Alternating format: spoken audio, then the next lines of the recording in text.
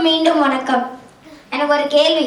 யாரெல்லாம் செயற்கை நுண்ணறிவு பயன்படுத்திருக்கீங்க? ஏஐ யாரெல்லாம் பயன்படுத்திருக்கீங்க? யாரெல்லாம் ஏஐ பயன்படுத்திருக்கீங்க? சரி, வாங்க பொன்மொழிவுக்குள்ள போலாம்.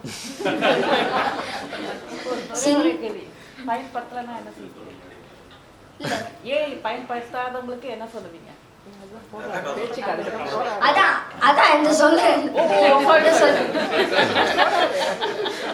சிந்திக்கும் தன்மையின் கூர்மையை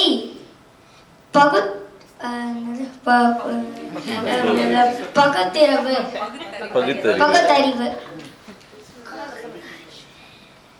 இப்போ என் பள்ளியில எல்லாம் நிறைய பேர் டேய் ஜெமினிடா, டேய் ஏஐடா, சாட்ஜிபிட்டிடா எல்லாரும் சொல்லிட்டே இருக்காங்க. நான் பாட்டுக்கு தலையை சொல்லிட்டு இருக்கேன். அப்படின்னா என்னடான்ட்டு முதல்ல கேட்கும்போது அதுக்கடுத்து ஒன்னா சொல்றாங்க.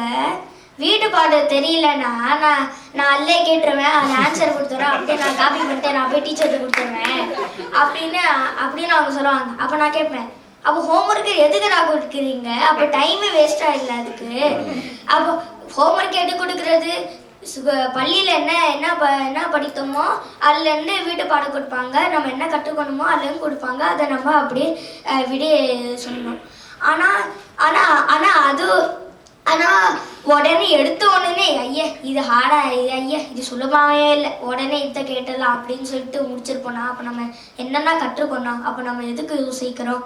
என் அம்மா என் தாத்தாலாம் சொல்லுவாங்க, நான் அந்த காலத்துலன்னா ஒரு கேள்வி எனக்கு தெரியலன்னா மண்டையை போட்டு சொரஞ்சுப்பேடா, என்னால் சுத்தமாக தெரியாதா. நான் எழுதி அந்த சரியான விடையை கிடைக்க வைக்கும் நான் எழுதிட்டே இருப்பேன்.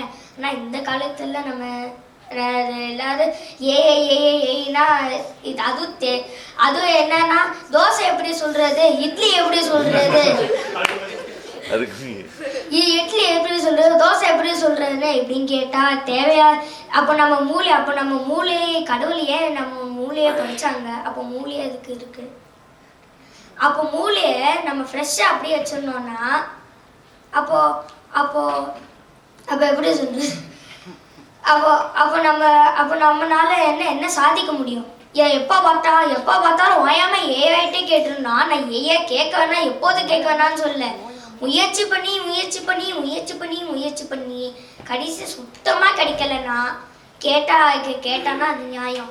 ஆனால் எடுத்த உடனே கேள்வியே படிக்காம இல்லை நான் ஏஐட்டே கேட்டுறேன் அப்படின்னா அது அதனால நான் கடைசியாக உறுதியாக சொல்லிக்கிறேன், மூளையை பயன்படுத்துவோம், செயற்கை நுண்ணறிவை குறைக்கவும் வாய்ப்பளிக்க